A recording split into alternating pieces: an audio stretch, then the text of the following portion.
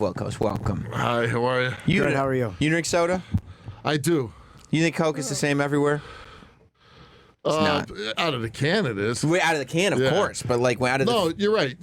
McDonald's does have good Coke, by the way. I rarely ever go to McDonald's, but they do have good Coke. Makes Try me to tell shit. this guy. McDonald's makes me shit fast. Like every food Well, I makes don't me need shit. it. Yeah, I don't need it. All right, your pipes are pretty good. Yeah, no, actually, they're not. I just was in the hospital for an intestinal blockage. Were so- you really? Yeah. What was wrong? How'd they You fix know it? what? I guess whenever you have abdominal surgery, you have scar tissue on your intestines, and if you get a fever or anything like that, the tissue expands.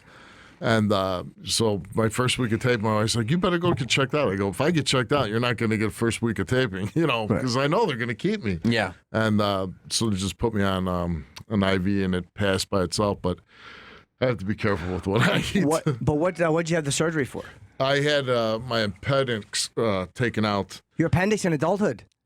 Yeah, I was a policeman at the time. It was a long time ago. Okay. But that left scar tissue, and so they want to do surgery. But the problem is, if you have the surgery, that just creates more scar tissue. Of course. So it's like catch-22. I always watched fun. I had my appendix out when I was a kid. They burst, so they went right through the front and got them. Yeah. And I have that dumb scar. And I always wondered if the fact that I piss so much, I always had that pressure in there. Does that have anything to do with scar tissue? I've been wondering about that for a long time. I don't think so. You're probably right. Fuck, I thought you helped me. Yeah. Thanks. I agree with Steve. Yes. I don't think so I'm either. asking a talk show host, ex-police officer for medical advice. Why don't I just be a man and go to the doctor myself? I'm hoping someone can fix it for me. So, Steve, we were talking about this before you got in.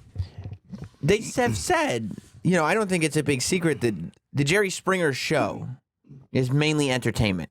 Well, all shows are, aren't they? Yes, Sam. You're so naive. But I mean, like it's fictionalized. You know what? I don't want. I've been on the show for a long time. Right. I mean, I've had my own show for 11 years, and then even the last year when I was on the Springer show, they kind of hid me. They wanted to separate me from the Springer show, so I've been gone for over 12 years. Why'd they want to separate you? You think because of your own show? Because we were going to do a much different show, so they didn't want people to think like it was a spinoff from the Jerry Springer show. Right. Even though I am spun off. Sure. We You're wanted to Maud. Yeah, we wanted to be. We obviously, yeah, Maud. Oh my God, the funniest joke I ever heard was. Can I swear? Yes. Absolutely. So I was watching some roast, and I forgot who the roast was. But somebody gets up, it was a comedian, they go, and Maud was there at the time. B. Arthur. Yeah, B. Arthur, and they go,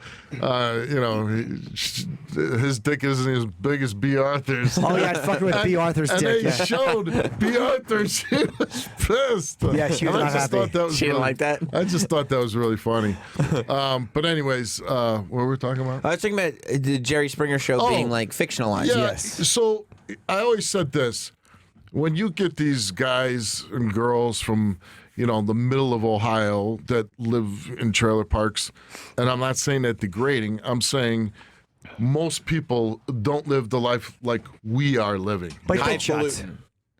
I live in a nice area, a nice house. I drive nice cars. I go on vacations. Most people don't live that life. And these people that come on the Jerry Springer show, this is their big moment in their life. They're coming on the show. And if the other dude is sleeping with your wife, you don't need a lot of inspiration to Jerk go off. punch that guy out. Oh, sorry. What? You know what I mean? Right. And that too. I don't know why you would. But, so when I was on the show, and if you look at those uncensored tapes from the 90s, those fights are not staged. The stories were real. Now, given that when we would do, I would say, quote-unquote production shows, where the midget is dating the hot stripper, not so Gotcha. real. Okay. It So there could would be have been some production things shows. Right. put together to make Yes. it inside. That's what I always wondered when Jerry himself started becoming, he started coming clean about the fact that we do what are called production shows.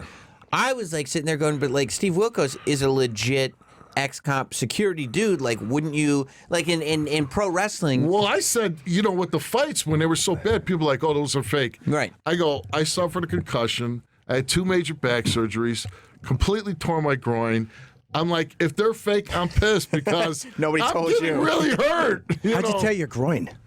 It was really weird. It was just a girl. The Grabbed two girls it real were fighting. hard. Just try to yank it. I wish.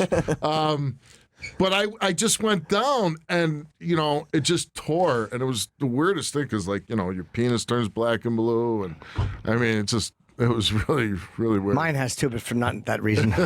I just punch it. You punch it? Yeah, because I'm mad at myself. Little speed bag. Really odd contribution. It certainly is. So you've torn your groin, you hurt your back. How'd you get a concussion? Yeah. It was a KKK show and somebody threw You a putting your hood on? wooden. You hit it with your knuckle? Yeah, I was the guy that was pushing up the cross and it fell.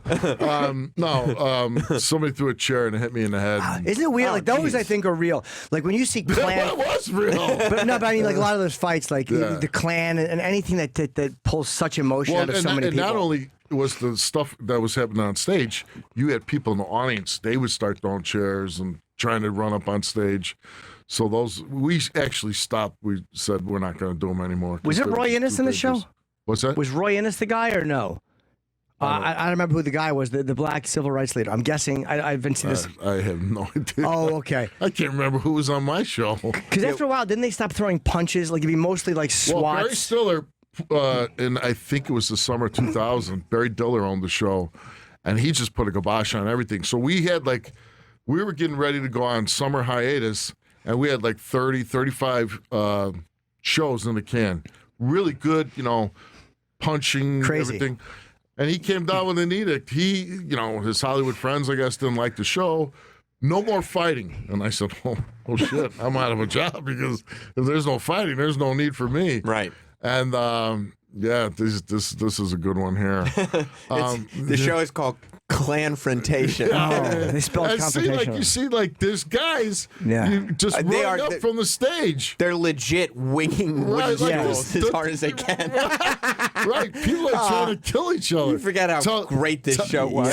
Tell me that's fake. Right. You're right. So when he said that, what did you guys do with the shows you already had in the can? Oh man, I remember if that, I actually. wrote a book, it'd be the best-selling book for a year. So, anyways, I'm not going to get into it totally. But somebody was sleeping with somebody on the show, and we couldn't use those 35 shows, so we had to tape over the summer, and we got double pay, which was nice. Okay. But we taped the most boring shows in the world. On purpose? No. Oh. Because Barry Diller made these rules. People couldn't get out of chair. You couldn't swear. You couldn't even kiss. Well, you couldn't get out of the chair or kiss? Right. So Nothing. it was just a talk show where all you're allowed to do is talk. Right. Sit In and talk. fact, when somebody got out of their chair, I had to immediately go on stage and say, sit back down.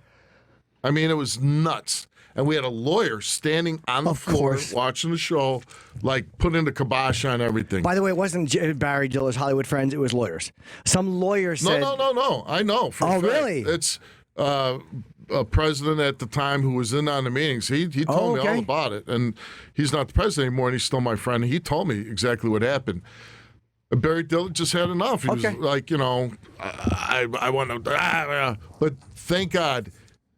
The president at the time, his name was Steve, he saved the show. He was like, Barry, he wanted to cancel it, just pull it off the air. It's like, hey, the show's making a ton of money here. We're not going to do that. Well, then Barry sold the show, and...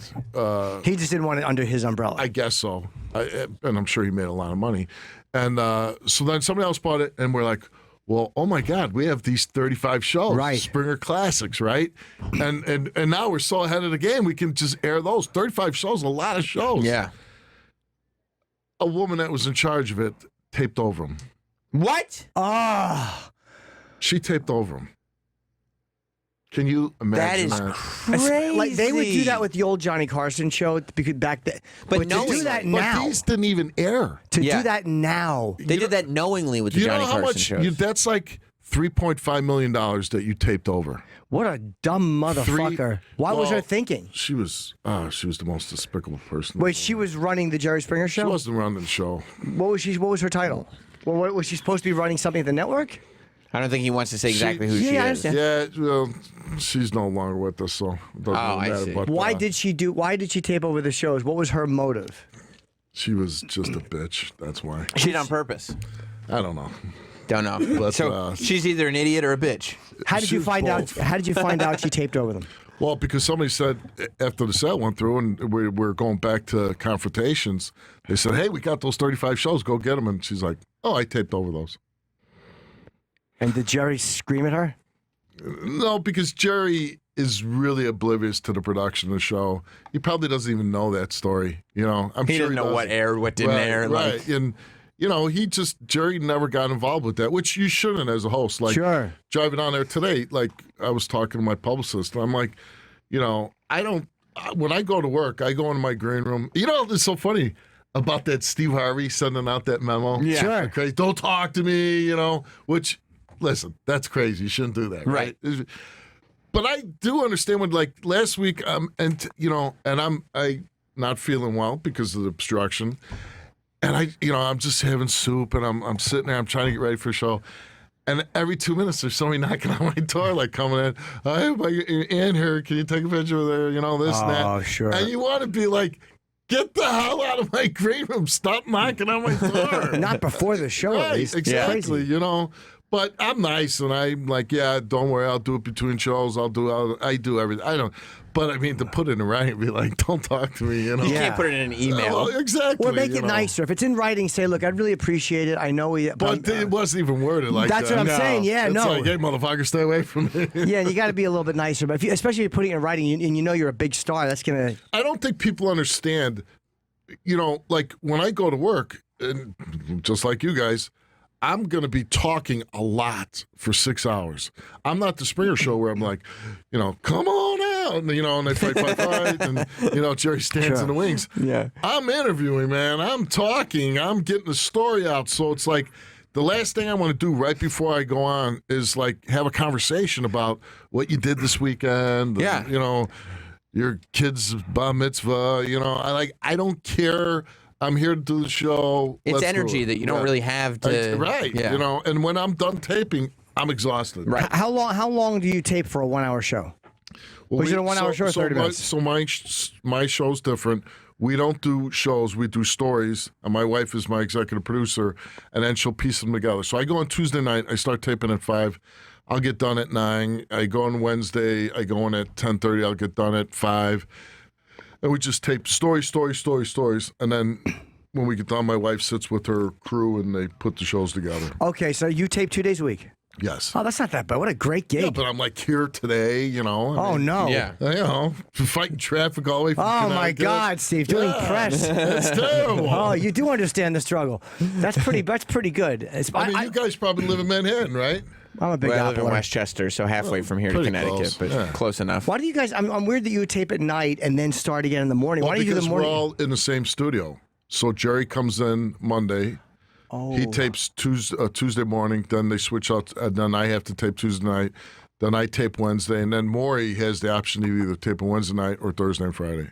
Okay, how many days did Maury tape? 2? 2. Oh, you we guys all tape tape too? Yeah, Maury had a very similar schedule. He was in here like a couple weeks ago. Yeah. Who gets the priority of everyone? I mean, obviously, Well, Maury's the big dog. even bigger than Jerry. Oh, yeah. Is it really? He's got those DNA test shows.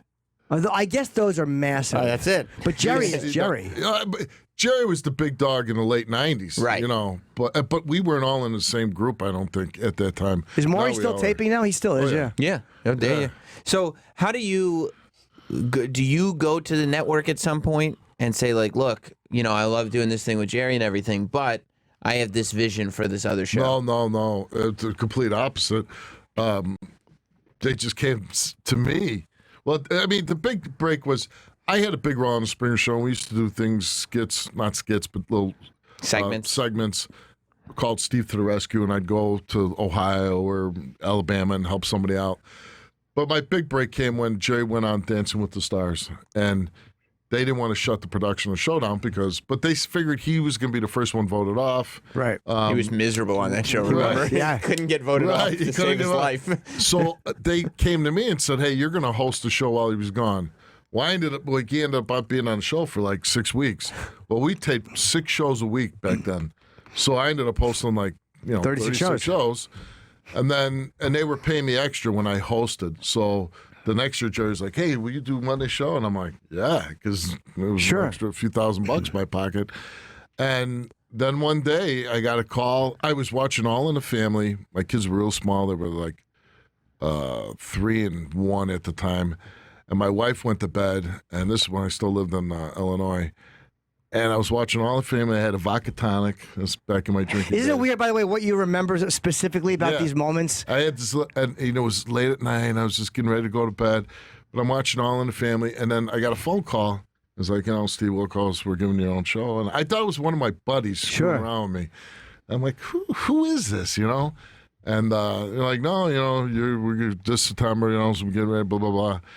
So I go upstairs and I wake my wife up and I go, I got my own TV show. She thought I was drunk. And I'm like, no, it's really dead. And then the terror set in. I'm like, oh my God, what am I going to do? Did you feel pressure to do it different than Jerry a little bit, just to kind of... Not pressure. I knew exactly I wanted to do something completely different. You knew what you wanted to do, or did it kind of form... I didn't know what I wanted to do. I knew I did not want to do the Springer Show. How'd you get your wife to be your exec producer? Was she already in the business? Well, we met on the Springer Show, and she became co-executive producer, and so she obviously when I got my show, my wife's probably the best TV producer. And I don't say that just because she's my wife. She ran the Springer Show and my show for years. Nobody's done that, and Jerry at one time was really going down the tubes. Was he? And she rose the show back up. When was he going down the tubes? Was it because people had kind of had enough for a while? We kind of got tapped out on it? You know what? When I got my show, the executive producer that was running my show and the Springer Show, he kind of didn't concentrate on the Springer Show anymore. And it kind of got goofy. They had like puppets and stuff in the background. Did they? It's guys spitting plates. It just was like a joke. Well, when that person got fired and my wife took over, she got rid of all that, and she just went back to classic Springer and re-energized it, and it brought it back up. Isn't it weird though? Like with like he talks and they just start going Jerry. It's almost like that was supposed to be something that happened in moments. Every moment of his life. I mean, I don't know how he deals with it. It's like, even and thank God it's over for me. And even though once in a while I'll even get it, like. I was at the golf course the other day, and some guy goes, "Hey, you're a guy from the Jerry Springer Show." I go, "Dude, man, I've had my own show for 11 years now." It's it's an amazing story, though, right? Because you're like, you obviously you didn't have aspirations to be in show business. I was a cop. Right. My dad was a cop. How many years were you a cop? 12 years in Chicago. And so, like, my dad was in the Army. He was a paratrooper. He was a cop. I went into the Marine Corps because, I wanted to be like my dad. And I became a cop, and I loved being a Chicago cop. I loved it. Why'd you stop? Because I got a TV show. Well, wait, were you a cop? To do that to people, doesn't it? Wait, were you a cop when you were on Jerry Springer? Yeah. Oh, you were still an active cop. I was working both. I would realize. tape Springer in the morning and then do my 4 to midnight shift. How weird was it to get arrested by the guy from Exactly. Oh my God! It made my job the easiest job in the world because we'd show up at domestic where people are killing each other. They're bleeding, and then I'd walk in. They're like, "Hey, can we get tickets? Is Jerry a nice guy?" And I'm like, so they would stop. They would actually talk to you because they liked you. I'll never forget it must have been one of my last days as a policeman. I was working 99, which means by yourself, and I was working at night. And I really preferred working by myself, so that wasn't a problem. And I was going on furlough, vacation, the next day. And so it's like, I get off at midnight. Well, 11:45, I'm driving around. I see a car just loaded up with gangbangers with no plates, right? And I'm like, I really should stop this car. But I'm like, I'm going on vacation tomorrow. Like, I don't want to get hurt here. But it was in me. I couldn't not do anything. Right. So I pull the car over, and I'm by myself. So I get the driver out. I have a .357 Magnum.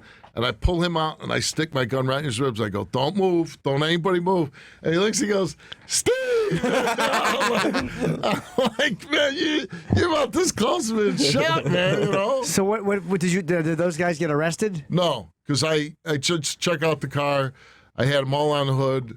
I eventually had backup. Another car came. We searched the whole car. We patted everybody down. They didn't have anything. So it was good. They had no plates. I could have wrote them a ticket for plates, but I'm like, I'm going on vacation. It's funny the cops. I guess you're people, so you're like, oh boy, this could be a problem. Yeah, this could be a fucking problem. So I'm like, see you later. I go. Well, I took the keys, and I said, come tell your parents pick them up at this station because they were teenagers.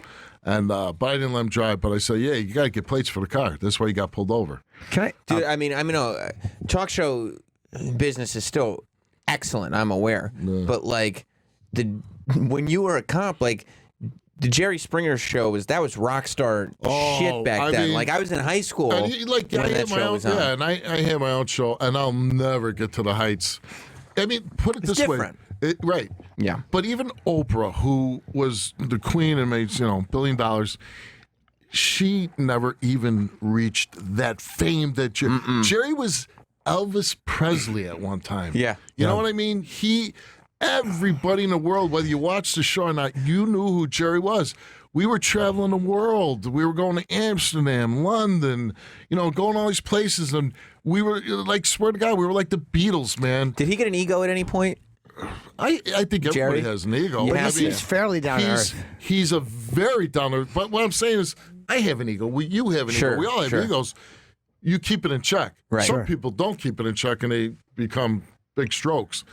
Jerry's the nicest guy in the world, But of course he has an ego. I mean, you don't get to where you get unless you have an ego. And but he and I say this, I worked for the guy for a long time. He's the most well-mannered, the best gentleman, and I never heard him yell at anybody.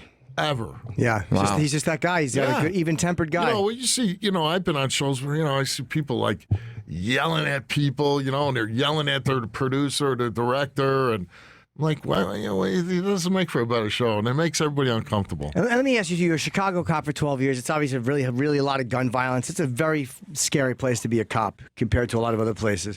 It's scary to be anywhere now. It's really a frightening environment. So as a cop, and there's all these problems with like people being shot who are unarmed. What's it like when you're going in to like what's the point of view on that from someone who's a police officer? Like what it's like to have to go. When we're going into a shooting? Or you're going into something where you don't know if a guy, like, because unarmed people have been shot. Here's a funny story. So when I started dating my wife, you were supposed to wear your bulletproof vest. Nobody wore them. Well, a lot of guys didn't wear them. I didn't wear mine because they were uncomfortable and they were hot. And you're sitting in a small squad car to begin with. It's all bulky, right? And I'm a big dude, So my wife, or at the time she was my girlfriend, she was really concerned about me. She goes, I can't believe you don't wear your bulletproof vest. And I explained why. So she goes out, and she was making good money. She was a producer. And I was just Steve. I wasn't even Steve then. I was just the security guy. I wasn't on TV contract yet. And my wife went and bought me the most expensive bulletproof vest you can buy, and it was super thin. And I never wore it. I think I wore it one day, and it was in my locker. And she would ask me all the time, "Are you wearing it?" I'm like, "Oh yeah, honey, I'm wearing it." Well, I knew I was leaving the police department because I eventually was under contract, and the last deal I signed on the Springer Show, they gave me a lot of money. So my wife's like, "What are you doing? If the Springer Show goes off the air, we're not staying in Chicago. We're going to L.A., New York. I'm a TV producer. We're not going to stay and work on as cop salary." I said, "You're right. I'm going to leave." So my last job's, again, I'm working by myself, and I get an assault in progress. And it's at night, and it's in a really bad part of Chicago. And I'm going up this dark stairway, and I just hear screaming and just furniture being smashed. I mean, blood-curdling screams. So I'm going up the stairs, and I draw my gun, and I just kept thinking, man, I really wish I had that vest on. Yeah, right? You know what I mean? I'm like, this is probably the last call I'm ever going to have to take. Yeah. And I don't have that damn vest, Where was it in Chicago? What part of Chicago? Is Humboldt Park. I don't. The Cabrini Green's the big one that everyone was It's talking. gone, though. Yeah, they did take it down. How bad was that? As bad as everybody said inside? It was really bad. Was that your area? No, but I worked it on my days off. That's public housing. So on your days off as a cop, you could work, and you would work. You make extra money. You would either do mass transit, you'd ride the trains and buses, or you would work public housing, all the projects. So when you go in there, what's the relationship like between the residents and the cops? They have to know you after a while, and you have to know. It's like we'll see guys. I would say the people that weren't criminals were really happy to see you. Sure. They like seeing the police because you're living in these projects that were very violent, a lot of drug selling, and so I think the people that were trapped in that situation liked seeing the police, and then obviously the gang members and the drug dealers didn't like seeing you, and they would. They'd throw furniture at you when you're, from 35th floor. All of a sudden, they teach you as soon as you go in those buildings, look up right away because people are going to throw shit down at you. Do you ever develop, like, when you see the same guy selling drugs every night in the same area? Is there a thing where they're like, hello, and you're like, hello, like, where you just kind of know each other? You do develop a relationship with even the guys you're locking up all the time. You do? Yeah. I guess that makes your life easier, right? Well, and the thing is, if you do treat everybody with respect, even hardcore criminals, they'll treat you with a certain level of respect. You know what I mean? So it's like there's no sense in going on. And that's why this whole police brutality thing, I'm not going to say it doesn't happen. Obviously it happens. But if you're going to be a policeman, an effective policeman a long time, you're not going to be brutal to people because nobody's ever going to give you information. Nobody's going to help you out. And when people are giving you information and helping you out, it makes your job easier. Yeah. It does. So if you when you say show respect, do you mean there's guys that are just verbally abusive or physically abusive? Well, what I'm saying is, if I went up to even the hardmost, there was a guy named Tarzan, and he was just a massive drug, and the kid was built like Tarzan. That's why we call him. I mean, just unbelievably built, and just a bad dude. But you know what? I never talked like, hey, motherfucker, get over here. You know, I never did that. You know, I never grabbed them and, you know, just put, you know, I knew, you know, if I saw something, I knew something. But the thing, the guy would give you information, you know, and then you'd go and, you know, hey. Whatever happened to him? I think he's dead. He's dead? Yeah. He ended up getting locked up in prison. I think he's dead. Yeah, it's a pretty rough area. So what do you think about the whole, everyone talks about the guns now. There was a shooting in Vegas. Yeah. And Chicago always is brought up. Well, they have the strictest gun laws and it's the most shootings. So as someone who worked in that field, what is the issue? Like should they be legal there or would that just make things worse? I mean, here's my thing. I don't mind taking my chances with a handgun or a long rifle. But when, like, this dude in Vegas has got a machine gun, I don't like my chances with that. Right. You know, like, and so, you know, I'm all for anybody. I'm all for gun control, strict gun laws. I think people should be able to own a gun or a rifle or whatever they want. I don't get the assault weapon stuff at all. I really don't. What do you need this for except to kill a lot of human beings in a short amount of time? So, it's weird too, the instinct to protect that people have. Like, you know, people who are advocates for keeping the Second Amendment are so quick to not move an inch. You know, almost like, well, if I give you my assault rifles or if I give you my machine guns or whatever it is, right, then you're going to come and take the rest. You're like, no. Just those guns. The guns, anything that can fire 60 rounds in a minute. I mean, no person on the planet, other than military, I guess, has a need for that type of weaponry. Right. And it's just, and like this guy, he's in Vegas, and he killed 50 people, and I'm sure that total's going to go higher. It's insane. Now, if he had a single-shot handgun, there's no way you're killing that many people. So, do you ever meet Dennis Farina? I never met him. My dad did. My dad, I think, worked in the same district with him. Oh, he was actually working with him. He was still a cop. He's another Chicago cop who became an actor. There's some fascination. There's something about Chicago cops. Yeah. I don't know if it's the accent, but people love Chicago cops. I don't know why. A lot of times you guys go on and do other stuff. Yeah, I mean, I don't know. I'll never forget when I first got on a job. I was in the district, and there was a woman there. She was taking pictures, you know, maybe for guys for movies and stuff. You know, I'm like, oh yeah, right. What's the odds? There's 10,000 Chicago cops. I'm gonna, you know. But I was very fortunate. I got on this crazy TV show and made me a star, and I got my own show. So I'm very fortunate. Yeah. What's your favorite thing that your favorite story that you've covered on your show? Well, my stories aren't really stories I enjoy to do. I mean, we just did a story last week, which will probably air sometime this month, and it's a woman whose daughter disappeared 3 years ago, and it's on. If you Google it, you'd be able to find it real easy. So they just had, it was the 3-year anniversary of this girl missing, and they still haven't found her. And they went out just recently in Washington, D.C., the area she's from, and scoured the area again looking for her. Well, the mother, they have videotape of this guy that turns out maybe she slept with, this janitor from the shelter that she was at. They have video of this guy leading this 8-year-old girl into a hotel room, right? well, what's a janitor taking an 8-year-old girl to a hotel room? And the mother sees, oh, well, I don't think he did anything. What do you mean you don't think? So she comes on the show. Her husband comes on the show, and her mother comes on the show. The husband says, and he had 2 boys with them. Now, the boys are in foster care because of this incident. He's trying to get the boys back. She's like, I'm ready to move on. You can have them. But I ain't helping you get them back out of foster care.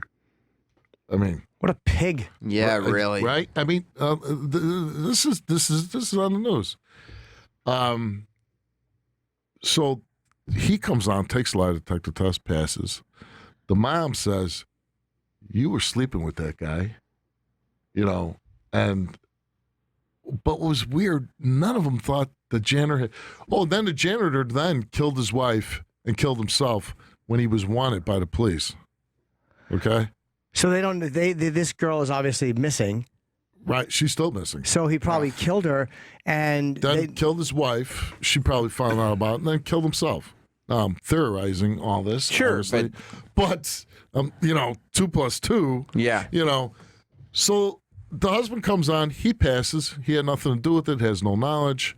Mother, the daughter saying, "Hey, my mom had my daughter. I didn't have her." Well, the mom's like, "No, I gave her back to you. You gave her to this guy." Mom passes. This chick, this woman, would not take the lie detector test. She goes, "I got nothing to prove."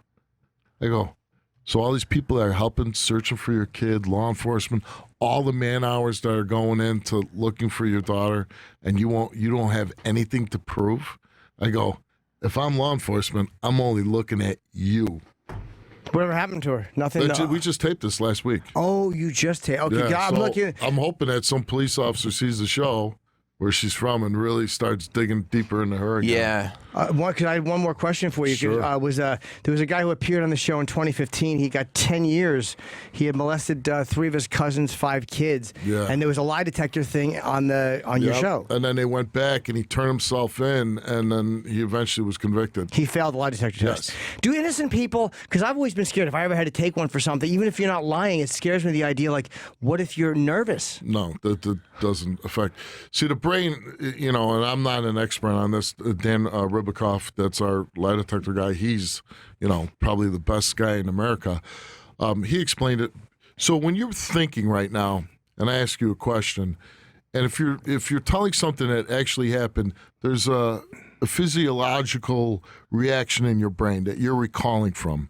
Now, when you have to make something up, it's a different reaction in your brain, and that can be picked up on. So it's not nervousness, anything. The only thing that will affect a test is drug use or something like that.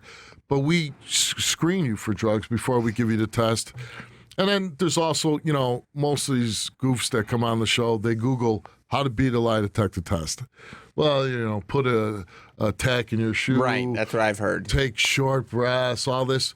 Well, we monitor all that, so we know when you're trying to beat the test. The test says that you're lying. Also, you should take that tack out of your shoe. Because I wondered, it just scared me. Like, what if, let's say you're a guy, you killed your wife, and you're being a lie detector test, and you have to create this lie, and that causes. We've actually had that story on the show, and the guy failed for killing his wife. He failed. Yeah. But what if you just keep telling yourself, I didn't kill my wife, and when they said you kill your wife, no, I didn't kill my wife. Like, it comes out naturally because you keep saying it to yourself. Just because you can tell a good. I mean, nobody's a better liar than me, but I know the truth. You know what I mean? Why would a guy who is gonna fail a lie detector test about killing his wife, why do you think that guy would do it to you? Come on television. I asked that question to my wife. Right. I go, how do you get these people to come on? It's incredible. Yeah. I'd be like, no. What do you say to them? I'm not taking it. I'm never taking one. Never, never, ever am I taking one. You won't. No. Why would I? I mean, I'll never forget this. I was working with this cop in Chicago, and it was so truthful. He goes, he left the job and he came back on, and it was something like he was trying to get back on, and they wanted him to take a lie detector test, and then one of the questions was, "Have you ever committed a felony?" And this guy was a detective in Chicago. I forgot, like robbery or homicide. He goes, no, I'm not doing that. He goes, I committed felonies all the time. He goes, I lied in court all the time. And we all do. And I'm not saying you lie in a bad way, but you lie because, you might have forgot something. What's a lie that's you think that they would tell in court? Well, like I told this lie in court one time about they threw the property out the window. Well, not really. I found it and then said that they threw it out. But they know they stole it. Right. You know what I mean? How else would it have gotten but there? I lied. Yeah. I perjured myself in court. Now, this really didn't happen, if you know what I mean. I'm just giving you an example. Hypothetical. Hypothetical. You hypothetically committed perjury. Right. Right. And so if you're a police officer, you're committing perjury all the time. Hypothetically. You're creating false police reports because when you see a guy walking down the street at 3 a.m. with the TV, legally you really don't have any reason to stop him. But most people aren't walking down the street at 3 a.m. with a brand new TV. That's true. Best Buy's closed. So you stop them and you find out it's stolen property. You know what I mean? Yeah. Steve Wilkos, thank you very much. The Steve Wilkos Show, you're a really interesting guest. Monday through Friday, locally here in New York. It's on Pix 11 at 4 p.m. But go to stevewilkos.com or Steve Wilkos TV on Twitter. I'm guessing you could find where I might air in your local area. But check really, local listings, as they say. thanks for coming on. You're really an interesting guy. I would love to talk to you very longer. much. I appreciate Yeah, man. it. Be right back.